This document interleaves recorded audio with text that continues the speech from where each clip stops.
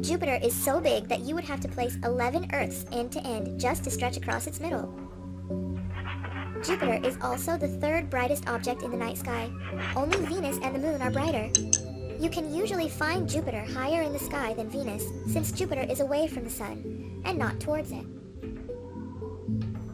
Jupiter has at least 67 moons that circle around it, but 55 of them are very small, only about as big as a mountain or smaller. Some of its moons are very large, and at least 2 of them are about the same size as the planet Mercury.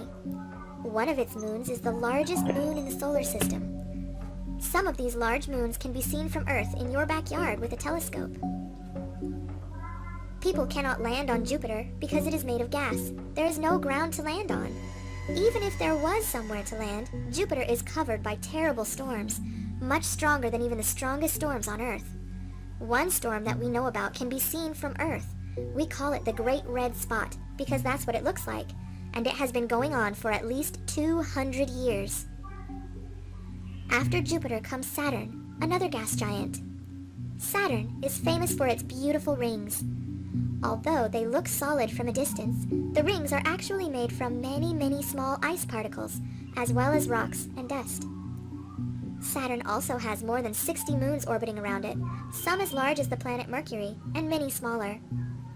Something interesting about Saturn is that even though it is very large, it is not very dense. That means that if you could find a bathtub large enough to put Saturn in, it would float instead of sink. Saturn is the farthest planet that can be seen from Earth without the help of a telescope. After Saturn comes Uranus, the 7th planet from the Sun.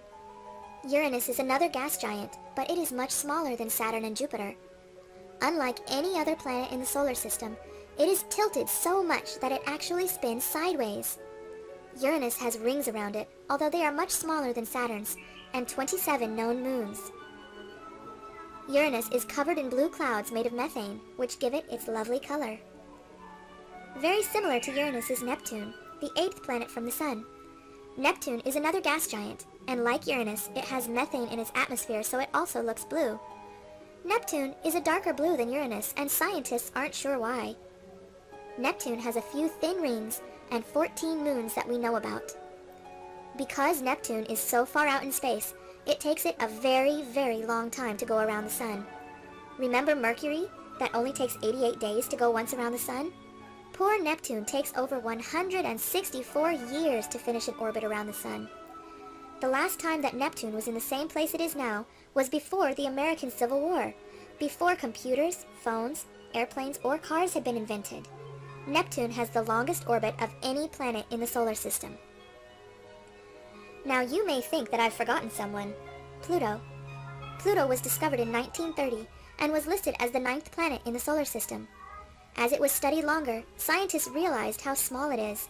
It is much smaller than any other planet in the solar system, and even smaller than many other moons.